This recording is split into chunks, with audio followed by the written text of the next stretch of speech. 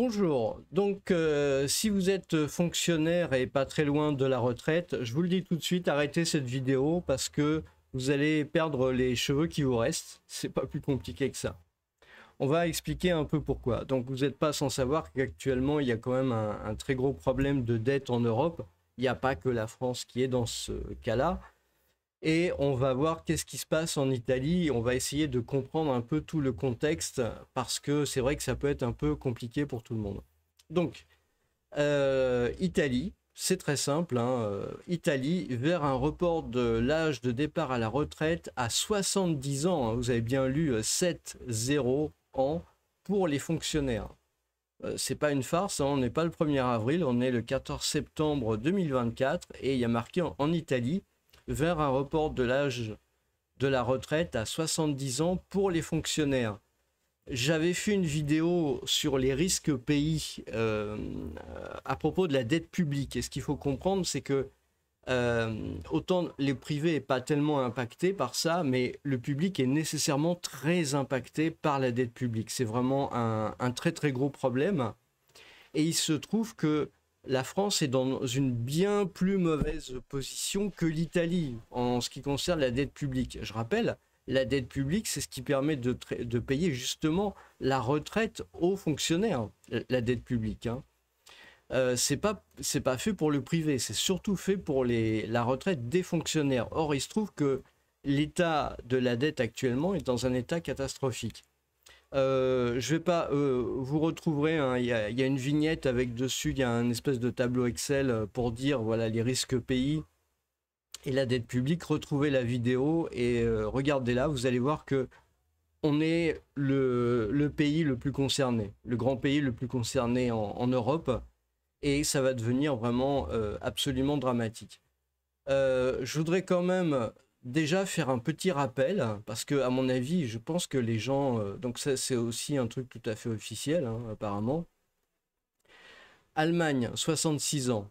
Autriche, 65, femmes 60 ans, ok. Belgique, 65 ans. Bulgarie, ok. Chypre, 65. Croatie, 65. Danemark, 67. Espagne, 65 ou 66 ans. Estonie, 64 et 9 mois. Finlande, bon, c'est un peu particulier. Voilà, la France, 62 ans à l'époque où ça a été rédigé, et éventuellement 64. La Grèce, qui a eu ce problème de dette publique, 67 ans. Donc voilà. La Hongrie, bon, c'est un peu spécial. L'Irlande, 66 ans. L'Islande, 67. L'Italie, 67. Ils sont déjà à 67, l'Italie. Bon, la Lettonie et le Liechtenstein, la Lituanie, tout ça, bon. 65 ans pour le Luxembourg, Malte, ok. Les Pays-Bas, 67 ans. La Pologne, je compte pas les pays de l'Est parce que j'estime qu'ils sont dans une position un peu particulière. Le Portugal, 66 ans. Le Royaume-Uni, 66 ans, à l'époque où ils étaient encore dans l'Europe. Voilà, la Suisse, 65-64 ans. Donc c'est pour vous poser le tableau.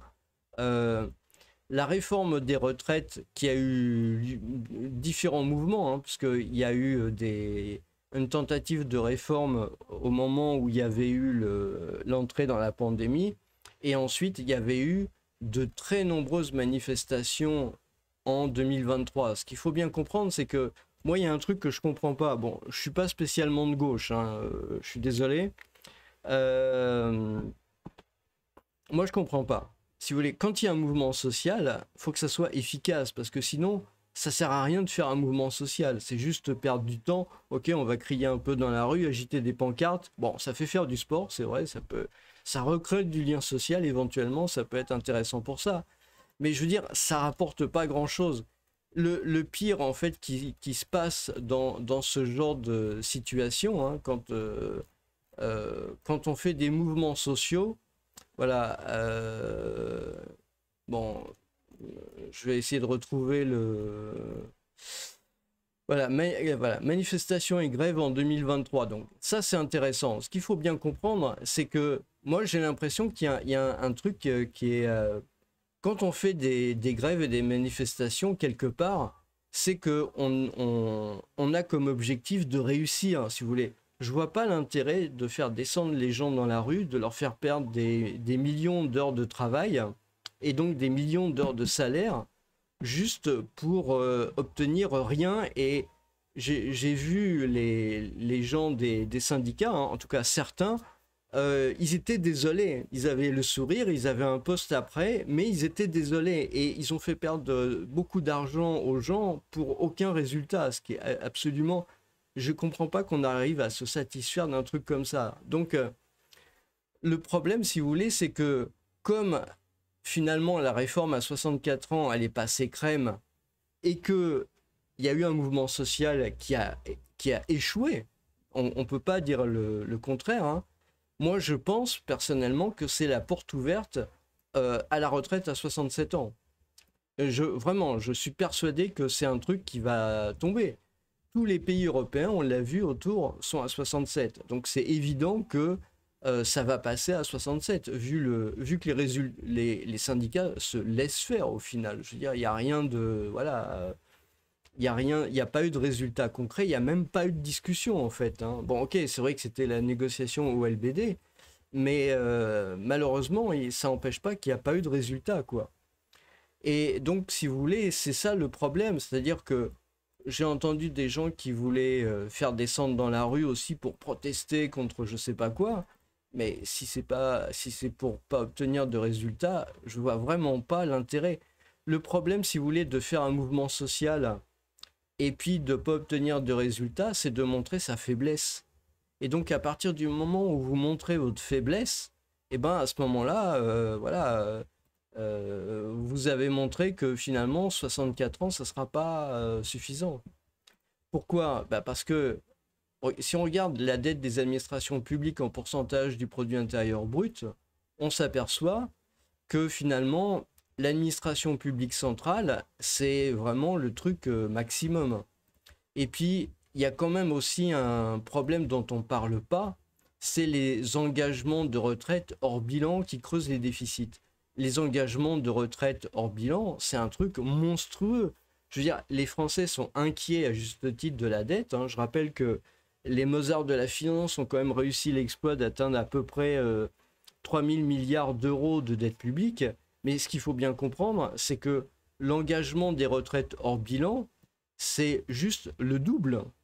Hein, c'est, je crois, enfin j'avais vu un économiste qui en parlait, et je crois que c'est à peu près 6 000 milliards d'euros. Donc si vous voulez, vous pouvez imaginer un peu tout ce que ça peut signifier. Je ne sais pas comment c'est calculé dans les autres pays, mais je vous recommande vivement d'aller lire ces articles, hein. Je veux dire, là vous avez dette des administrations publiques au sens de Maastricht. Ici vous avez les engagements retraite hors bilan de l'Institut économique Molinari. Allez lire ça, je ne vais pas vous le faire, mais allez lire, c'est la moindre des choses. Et puis il y a aussi ça, je veux dire, en 2021, l'emploi augmente de nouveau dans la fonction publique. Et moi, je trouve qu'il y a plein de choses qui vont pas, moi, là-dedans. Déjà, je trouve que les retraites pour les fonctionnaires, elles sont proprement injustes. Pourquoi est-ce que eux, ils auraient leur retraite qui serait calculée sur 6 mois, alors que pour les autres, c'est calculé sur 25 ans? C'est un truc de taré. Pourquoi c'est pas égal pour tout le monde, hein? Et d'autre part, il y a un truc qui est quand même assez intéressant. Les femmes occupent 63% des emplois publics. Et là, on ne se plaint pas de parité. Pourquoi on ne se plaint pas de parité? Pourquoi on n'exige pas la parité homme-femme dans l'administration? C'est quand même la moindre des choses. À partir du moment où on veut l'égalité, la parité, il faut que là, on ait 50%, pas 63%. Départ en retraite massif dans la fonction publique à l'horizon 2020. Donc ça, c'est une étude régionale, hein, pour le Languedoc-Roussillon. C'est une étude régionale pour le Languedoc-Roussillon, mais en fait, si vous regardez dans les autres régions, c'est pareil. Bah là, je vous recommande aussi d'aller voir les chiffres. Vous allez voir que c'est vraiment très intéressant, en fait, hein. Là, il n'y a pas de graphique. Si, il y a un graphique, voilà. On voit agent de la fonction publique, âge et catégorie. Vous voyez, là, 55 ans, je ne sais pas pourquoi il y a cette barre, 55 ans, mais voilà le truc, quoi. Agent de la fonction publique territoriale par âge et catégorie. Voilà, on voit. Donc ça, c'est la courbe des âges. mais on voit qu'il y a beaucoup de... En fait, il y a eu beaucoup d'embauches de fonctionnaires par les Mozart de la finance. Les fameux Mozart de la finance d'extrême ultra supra libéral, économiquement parlant, en fait, c'est juste des gauchistes. Je veux dire, les mecs, ils font une dette pas possible, ils augmentent de manière hallucinante le nombre des fonctionnaires, ils accroissent la dette de l'État. C'est des gens de gauche, c'est pas des gens de droite. Donc, si vous voulez vous faire peur aussi, complétez votre lecture par les réformes de retraite en Grèce. C'est un article de avril 2017 par le European Trade Union Institute. Donc, le nom, il est en anglais pour faire bien, mais en fait, tout est en français, donc ça tombe bien. Et donc, vous allez avoir ce qui s'est passé en Grèce dans la réforme des retraites. Donc, il y en a, voilà, c'est long comme le bras. Je vous recommande d'aller lire l'article, hein, vous allez voir. Donc voilà, ça c'est le... Voilà. Donc pour conclure, en fait, enfin conclure, non, je ne sais pas si je vais conclure avec ça, mais ce qu'il faut bien voir, c'est que l'état des finances en France est bien pire qu'en Italie. Pourquoi c'est bien pire qu'en Italie? C'est bien pire qu'en Italie parce que... Bon, je vais quand même vous montrer la vidéo en question. Donc, vous allez sur la chaîne et puis vous descendez sur contexte économique en expatriation. Vous avez vulnérabilité pays, dette publique. Alors, c'est dans une playlist, hein, probablement. Là, je parle donc de la dette publique et j'ai fait un petit schéma.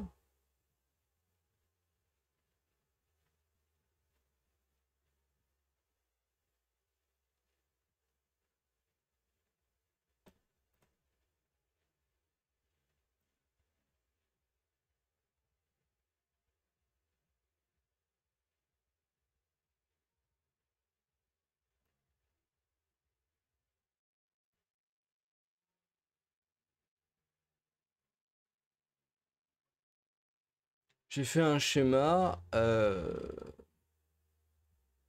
je me suis trompé quand j'ai chargé la vidéo, quoi.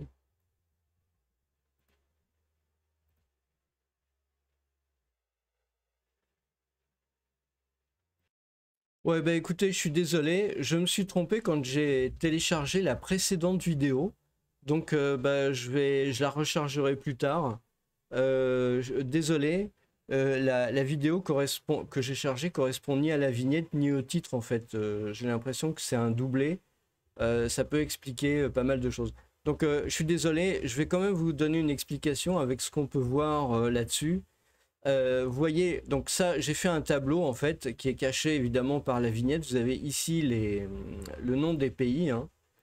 Vous avez le nom des pays et puis là vous avez la dette publique et en fait vous avez dans le tableau ici le pourcentage qui est contrôlé par l'étranger.